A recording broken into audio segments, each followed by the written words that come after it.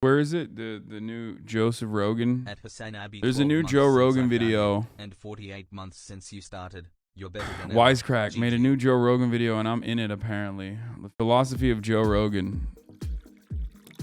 Be sure to check that out. But his podcast, The Joe Rogan Experience, in 2009. It was bought by Spotify in 2020 for a, technically speaking, ton of money, and today it's the most popular pod in the world. Rogan's devoted fans regularly tune in to consume episodes that often last longer than your average REM cycle. But lately, Rogan's come under fire for spreading misinformation about COVID, interviewing some pretty sus people, and supplying enough racial slurs for multiple compilation videos. In fact, it's starting to feel like the only person more fervent than a Joe Rogan fan is a Joe Rogan hater. So what makes Joe Rogan such a provocative cultural flashpoint? Why does this seemingly normal specimen of a man inspire equally aggressive amounts of love and anger? And ultimately, what does Rogan's prominence say about our society? Let's dig in and find out in this Wisecrack edition, what's the deal with Joe Rogan? Now, let's be clear. We've posed a question with no easy answer. Joe Rogan's deal is innately hard to define. That's in large part because there really isn't anyone else doing what he's doing, at least at his level of fame and influence. Sure, he asks people questions under the pretext of gathering information, but he doesn't claim to be a journalist. He talks to experts, but has never himself claimed to be an expert on anything, except maybe porn. Yeah. I'm like, whew, I got it out of my system. Now I can concentrate on my life, my career, and if I meet somebody, I won't be so needy. And he might perform stand-up, but on the show, he doesn't function as a comedian. He's unabashedly in search of genuine discourse about a range of topics. His listeners often say that they see themselves reflected in Rogan. He paints himself as an average dude who just so happens to be able to hold his own in conversation with everyone from comedians to astrophysicists. So philosophy and quantum mechanics, they sort of, they share some sort of a border. Importantly, Rogan has crafted a platform for himself that grants him complete control over his public image, and he seems to use it to intentionally baffle the mainstream media. Because Rogan rarely gives interviews, the only way to understand him is to actually listen to his lengthy podcasts. This gives him a heavily cultivated outsider status. That's even as he makes millions of dollars off one of the biggest media companies in the world, and arguably stands as one of the most influential people in America. But if Rogan and is himself an oh, look at that, Kyle. And is himself an influential media company, okay? Joe Rogan as a singular individual is more impactful than many media companies that launch and inevitably fail, okay? Something to consider. Rogan was just innocuously interviewing tons of people, he probably wouldn't be instigating this level of controversy. Though, of course, some of his guest choices have been questionable.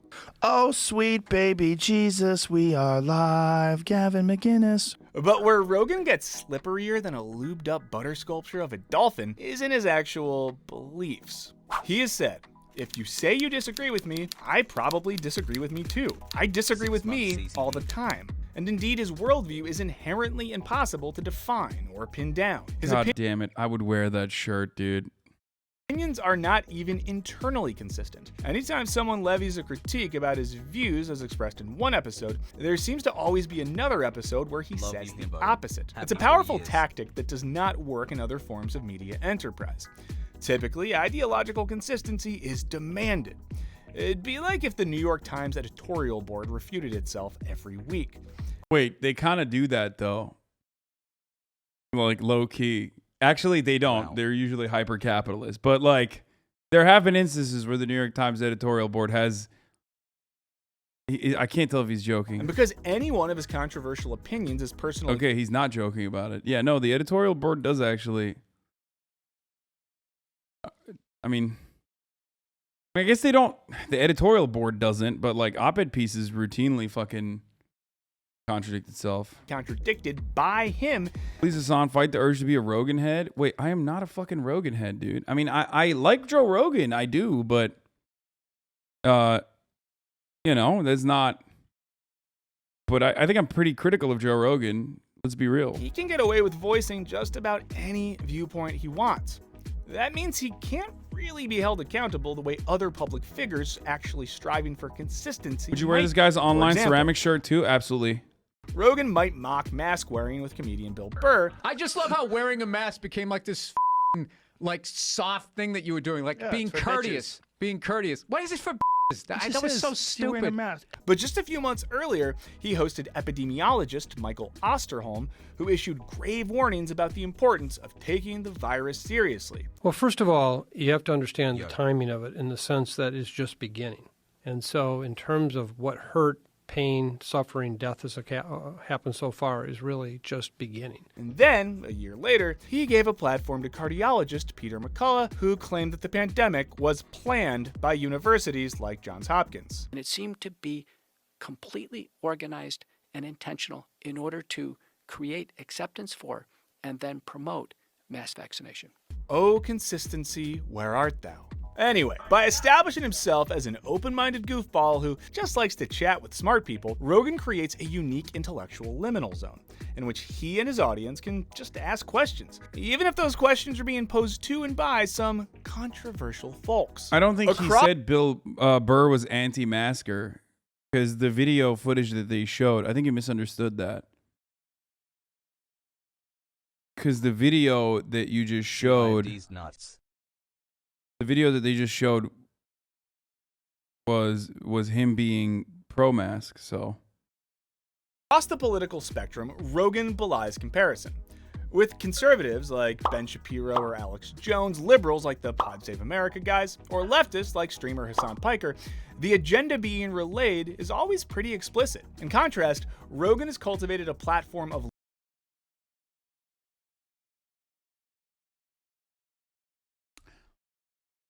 What's up, dude?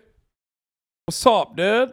That's it? Is that the only mention I get? That's what it loyal was? followers who intrinsically believe in and Who's trust that guy, him, dude? despite not fully knowing what his beliefs are. Perhaps the closest thing we have today to what Rogan does is something like The View, where a group of women sit around and chat about a broad range of topics they lack expertise on, but have strong feelings about. Like Rogan, they'll bring in experts to learn from, to lend credibility, and to hopefully offer the audience some intellectual value. But because there isn't really a The View for men, many fans see Rogan as providing a masculine-coded space that doesn't exist elsewhere. Furthermore, Rogan doesn't talk down to his audience, and that's a big deal, because a lot of Rogan fans see mainstream media as being pretty judgy towards non-mainstream opinions. But Rogan harbors no judgment towards his guests or his audience. Hell, he's got no judgment for anyone. Come as you are. In Rogan's universe, everybody with an opinion is cool, from Bernie Sanders to a Proud Boy.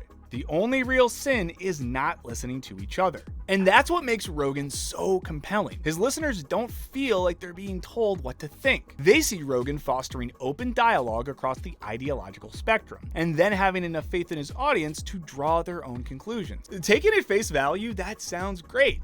If we buy the curated image that Rogan has crafted of himself and his podcast, it actually sounds pretty benign. Now, importantly, because of Rogan's intellectual flexibility and willingness to talk to anyone, many of his listeners describe him as an outside disruptor speaking truth to power and countering mainstream narratives. This characterization, though, ignores an important reality. These days, Joe Rogan is as mainstream as it gets. Indeed, each week his podcasts get more listeners than any single evening of programming on a major news network. Even as he pitches himself as an outsider, it's hard to not call him mainstream.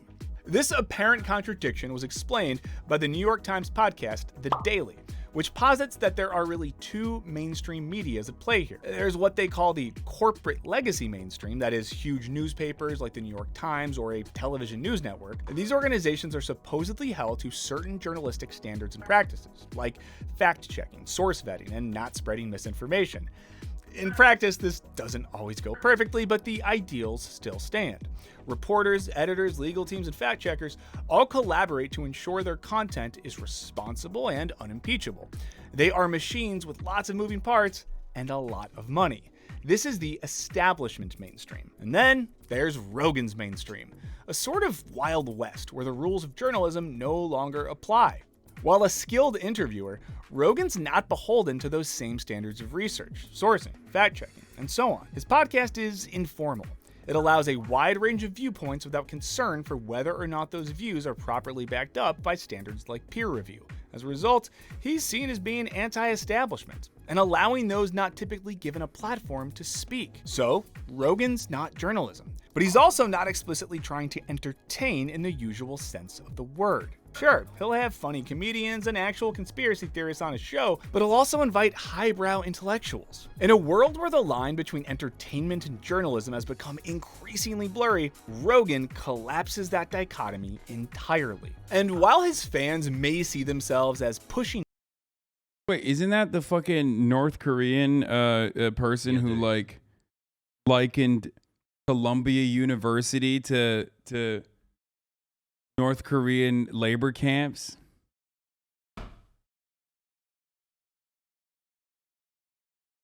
Yeonmi Park, right? That's her name, I think. Man, Rogan has dude, Joe Rogan has the weirdest fucking guests on, dude. It's just it just straight up is not. There's a slant there, okay?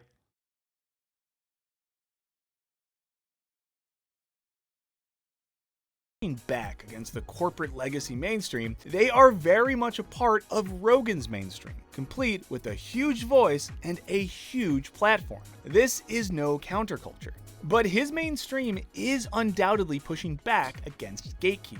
And the experts and intellectuals that modern journalism relies on are often considered to be doing just that. To understand Rogan's appeal as the self-defined common man of the media, we have to understand anti-intellectualism as a force in America.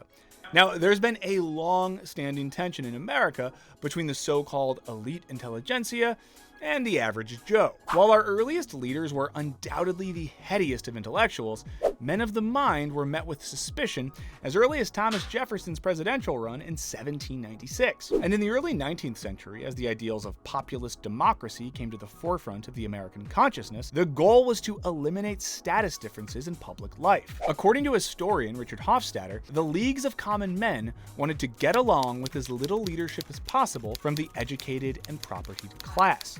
In a country where most people didn't even have an elementary education, where could these common folks look for guidance, if not to learned scholars? Rather than, say, pushing to expand the realm of higher education to make it accessible to the everyman, something else happened. As Hofstadter explains, as popular democracy gained strength and confidence, it reinforced the widespread belief in the superiority of inborn, intuitive, folkish wisdom over the cultivated, over-sophisticated, and self-interested knowledge of the literati and the well-to-do.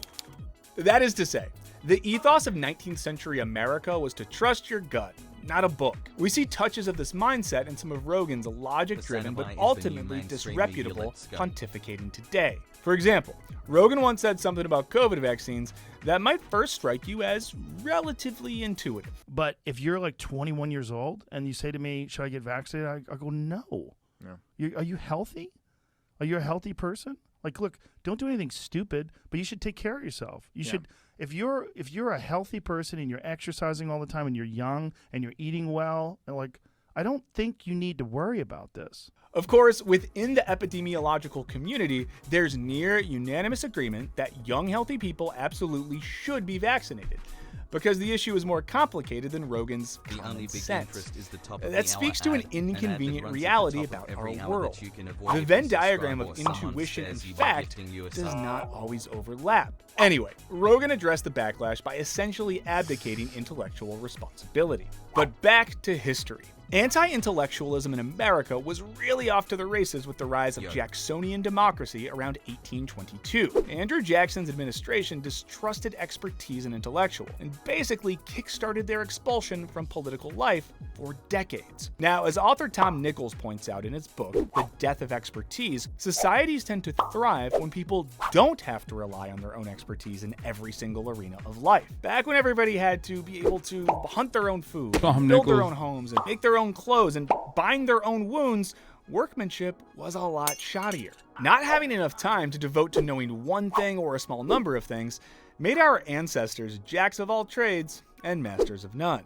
But for a lot of American history, this kind of self-reliance by the uneducated common man was extolled as virtuous. At the same time, because most professions back then required little to no formal education, intellectualism was seen more as a luxury than as a necessity. The growing world of business also emphasized intuition versus over-intellectualizing.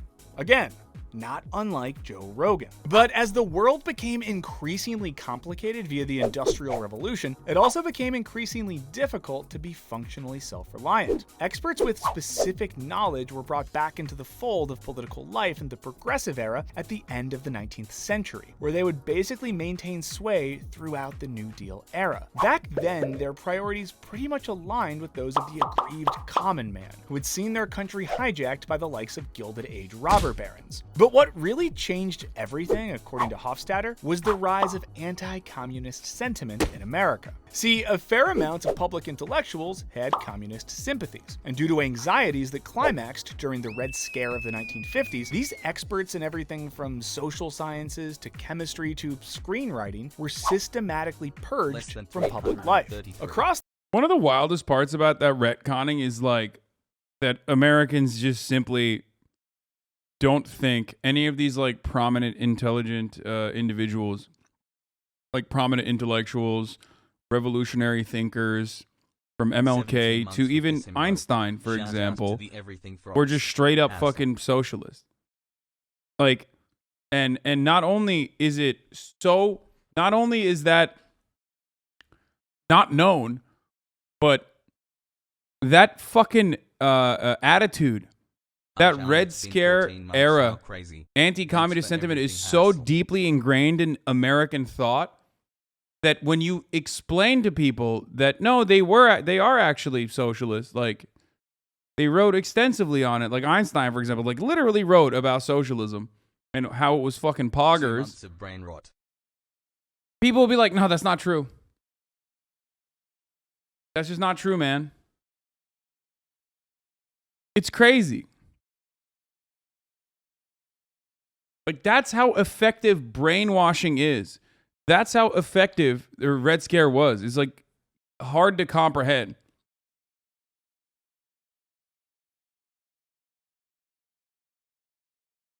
the board, intellectuals were met with a suspicion and hostility that, as Hofstadter noted in 1963, was still alive and well. But ironically, at the same time as hostility towards intellectuals was resurging, America began needing experts more than ever. As Hofstadter explained of early 1960s America... What? You don't realize how you still have some as well? What? Society has grown greatly in complexity and in involvement with the rest of the world. In most areas of life, formal training has become a prerequisite to success. At the same time, the complexity of modern life has steadily whittled away the functions the ordinary citizen can intelligently and comprehendingly perform for himself. This only intensified as America became increasingly oriented towards knowledge work. In the complicated post-industrial revolution world, we can't all know everything. So, we rely on experts, an architect to design the building, an electrician to wire it, a plumber to make the toilet work, etc. In situations like this, we understand that someone who has been trained and certified and worked at it for years is probably the person you want. Even if, like me, you thought you could fix your toilet and then ended up having to number 2 at a coffee shop for a week. But as Nichols notes, this isn't the case when it comes to more heady, less hands-on work. Americans, he writes, tend to really chafe at the idea that we're not all equally as smart and capable as the next guy, especially if we still suspect that guy might have communist sympathies. American exceptionalism is what that attitude comes from. Like, Americans are incredibly entitled. Americans are incredibly fucking up their own asses and think that they think that they just like straight up have an opinion that has to be heard by people.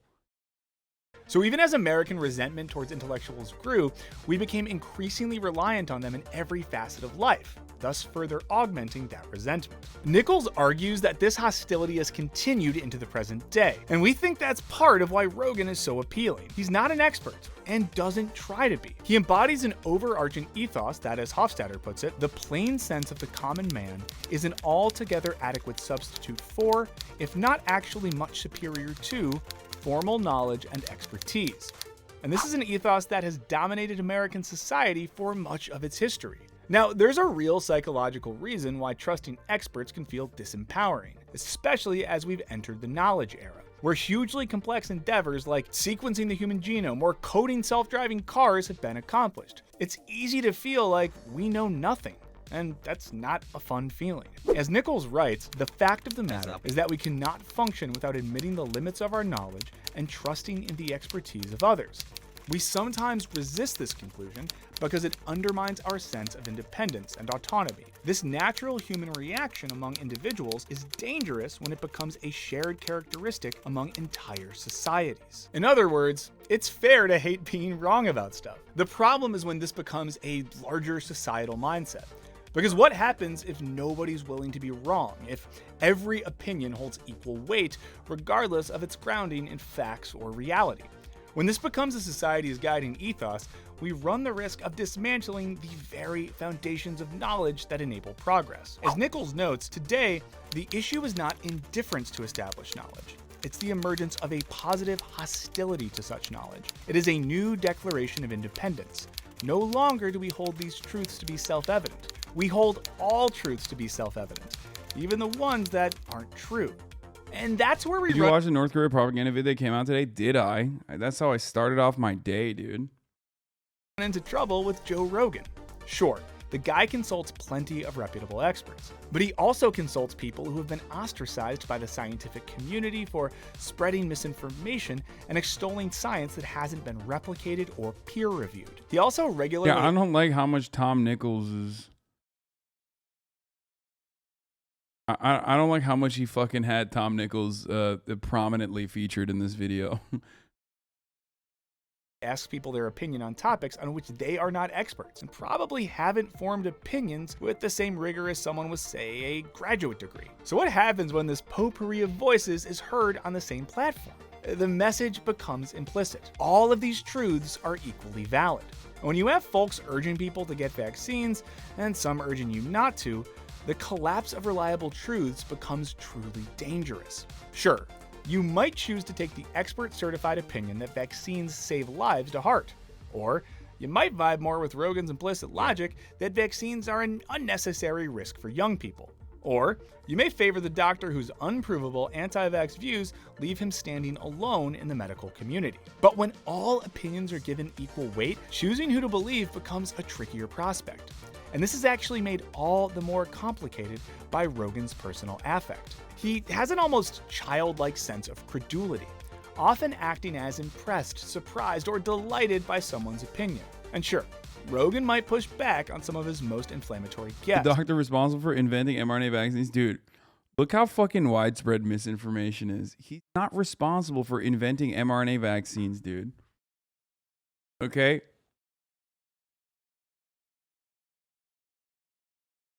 It's just not even remotely true. And he himself, Robert Malone, has personally admitted that it's not true when questioned about it. So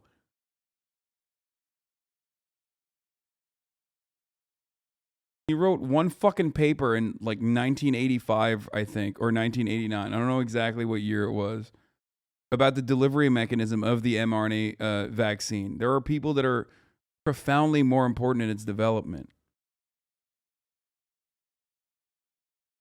Though he does give them plenty of time to share their opinion.